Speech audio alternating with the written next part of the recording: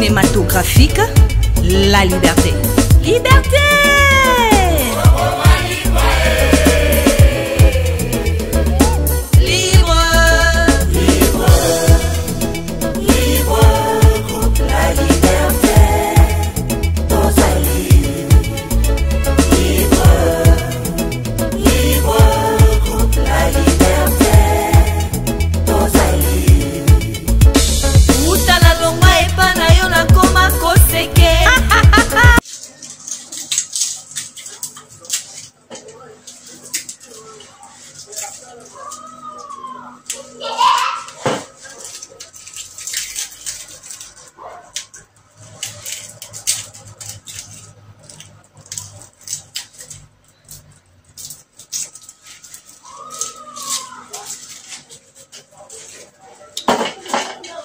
Bonjour, bonsoir, na bandeko na ngai nyoso oyo bokolanda nga na mokolo na lelo. Na mokolo na lelo na ye na recette na ngai oyo na kosala lelo. J'espère que bisika bozali bino so boza bien, nzambe azobatela bino ndenge azobatela pe biso. Na yango wana lelo naza na recette na ngai oyo na kosala ya lelo, na kolamba pondu. Na kolamba pondu na ngai pondu ya nguba ya mobesu. Donc pondu ya nguba ya mobesu. Na yango wana po na kolamba pondu na ngai ya nguba ya mobesu na kozala na besoin ya pondu. Pondu ndenge bomoni boye na nzungu.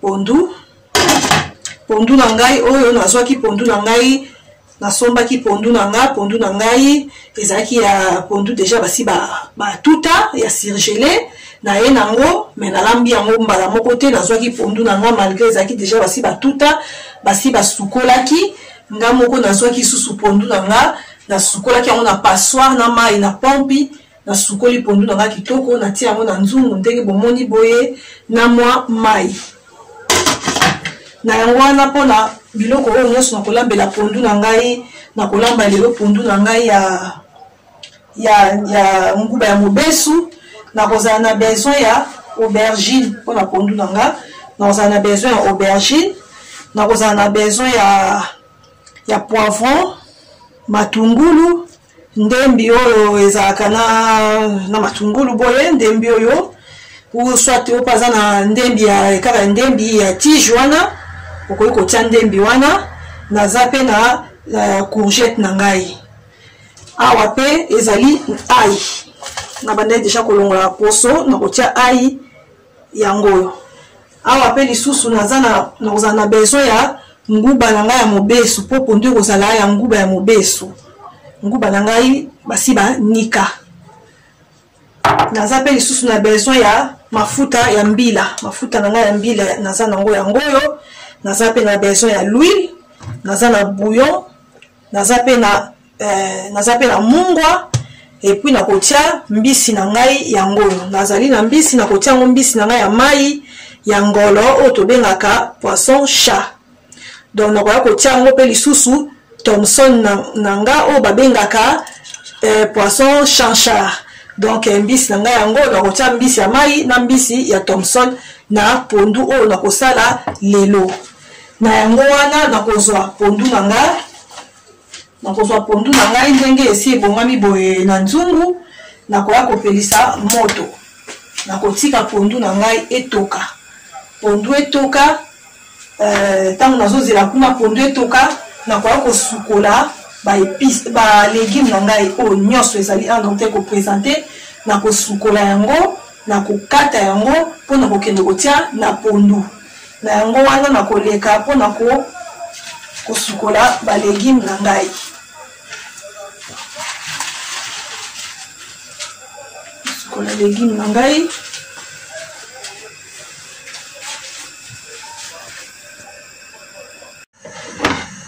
Na sisi kokata ba légumes na ngai oyo na kolamba lelo na pondu na ngai ya nguba ya mobesu na sisi kosukola yango. Na yango wana na kokende kokata kuna pe pondu na nga eza kotoka. Natikaki yango na moto ntango nazosukola ba légumes na ngai oyo na kotia na pondu.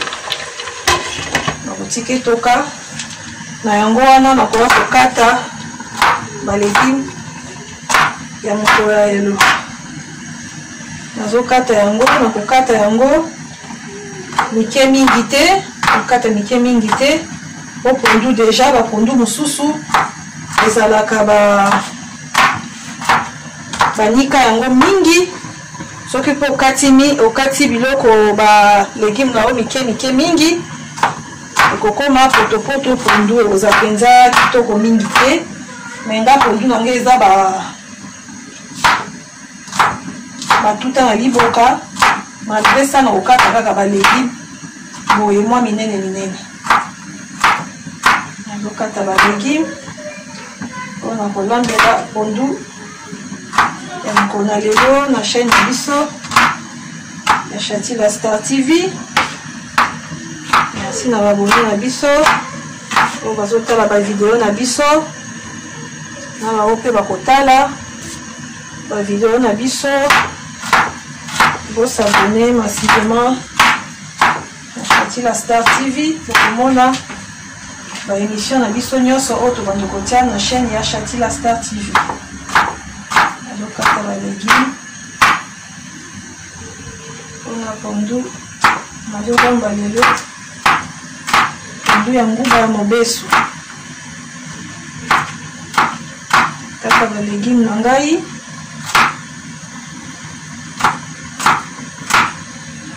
nazokata balégume na ngai nakoya kozwa mpe matungulu na kokata yango lolenge oyo. Nazokata matungulu na ngai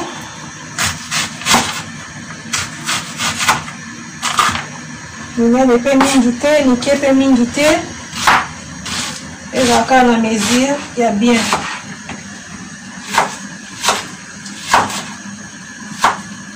Nakata matungulu na ngai mpona recette na ngai ya mokolo ya lelo.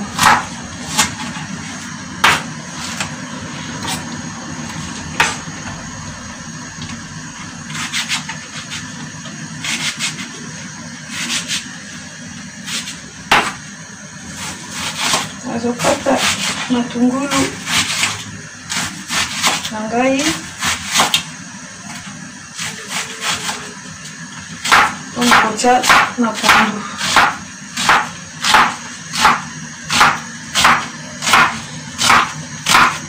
Mpona mpe pondu na nga eza kotoka natiaki na mungwa te natiki yango etoka moke ezotoka.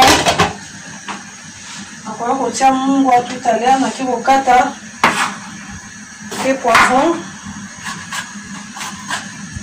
Pondu na nga nasukolaki yango lisusu na rinsaki yango na mai ya propre natie passoire na rince yango po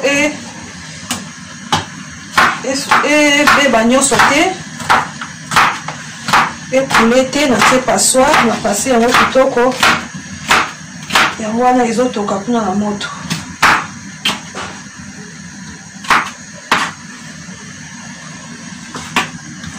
Kokata balégume nanga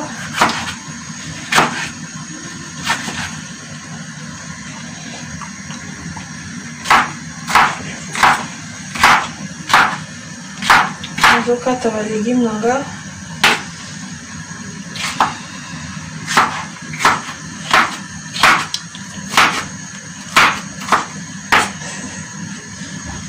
napesi mpe merci mingi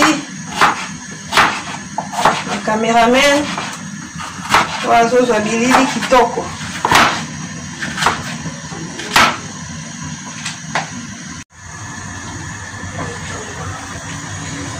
Nasalaki Thomson nanga oyo nakotia na pondu nasalaki yango nangwaki basalite ya mbisi nasukolaki nakataki bitu eza ngolo nanga na Thomson natiaki mwa mungwa na mai natokisi yango deja boye nakolongola yango mikuwa mpona kotia na pondu na yango wana avant nakolongola mikuwa naye kotala pondu mai nyonso ekiti balégume nyonso ekiti na pondu nakoya kotala pondu ndenge nini ekomi na ekipe nini na légume ebeli kitoko na pondu na ekiti.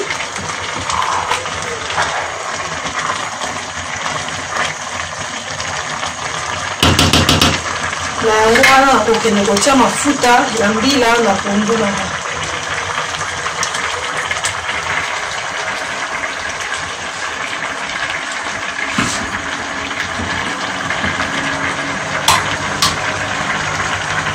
Nazotia mafuta ya mbila na mesure ya pondu. Nakotia nanga mafuta mingi te po ba cholesterol pe si ekomi. Donc la pondu soki eleki ba mafuta mingi eza te po il faut mafuta ezala chepe esala emata likolo po elakisaka pondu eza kitoko. Ata soki pondu otie kaka mafuta moke oyebika nango mpe kaka bien. Donc nga natie nanga mafuta ebele te po ezala eya kopesa maladi. Nakoka kobakisa mpe mwa l'huile moke na pondu na ngai.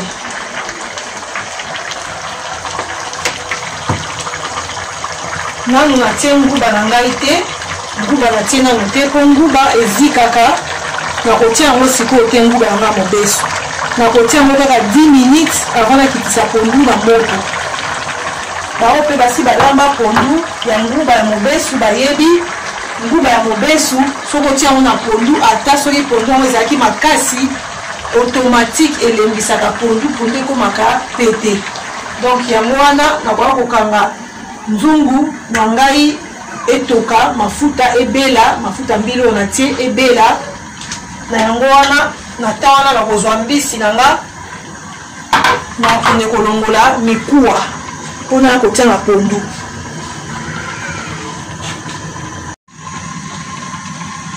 Nasilisi kosala mbisi oyo nakotia na pondu. Nasali mbisi na nga nalongoli mikuwa nyonso na mbisi eza lisu na mikuwa te. Na yango wana natikaki pondu na moto natiaki mafuta deja ya mbila. Pondu yango ezotoka mafuta na ngai deja eza lisusu solo ya mobesu te. Mbila esi ebeli na kati ya mafuta mbila esi ebeli. Na yango wana nakoki kotia mbisi na ngai na pondu. Kotia mbisi na pondu. Na yango wana nakoya kotia sikoyo nguba na ngai ya mobesu. Moto akotia quantité na ye ya nguba ndenge amoni akoki kotia par rapport pe ya pondu. Na yango wana nakoya kotia nguba ya mobesu. Nakotia nguba na nga pondu esi ebelaki natia yango na suka po ezika te. Epi nguba eza nango ya mobesu ezala nango mpe mobesu te nde eza deja esi ekali eza nguba mobesu en fait. Donc eza kokauka deja donc ezala mobesu te. Nakotia yango na pondu. Pondu ekochange couleur ekosala mwa couleur ya neti le boye miliki eza mpo na nguba oyo natie. Na yango wana nakoya kobalola pondu. Kobalola pondu na ngai ya nguba ya mobesu esangana.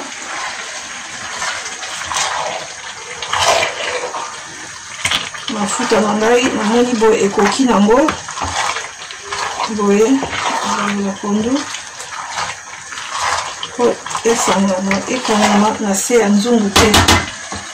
Na yango wana na kati ya nzungu natokiselaki mbisi nabwakaki mai ya mbisi te oyo natokisaki jus wana ebimaki na mbisi nabwakaki yango te. Nakoya kotia yango na pondu.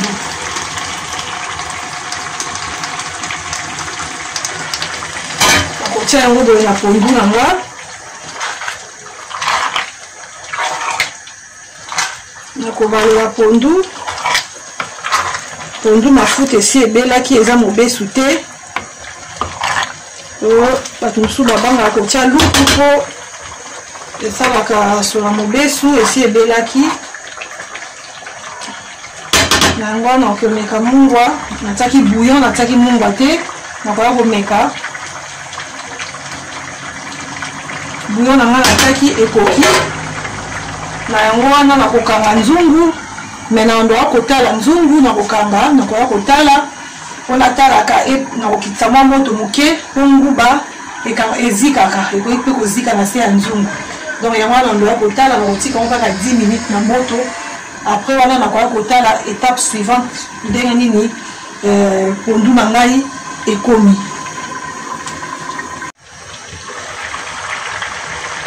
Natiaki nguba na pondu na ngai ya mokolo ya lelo. Pondu na ngai nalambi ya nguba ya mobesu. Natikaki yango 10 minutes na nguba. Nakoya kotala nini wana mekaki ekoki na pondu. Mai pe namoni ekoki na yango wana nakoya kokata moto. Pondu nango ebeli kitoko, pondu ya nguba mobesu. Nakoya kokata moto nakotia pondu nanga na sani.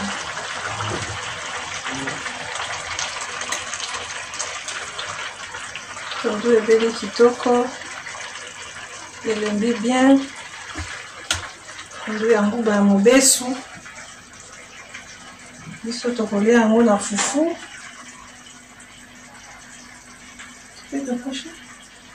Kopusa mokisi tepe.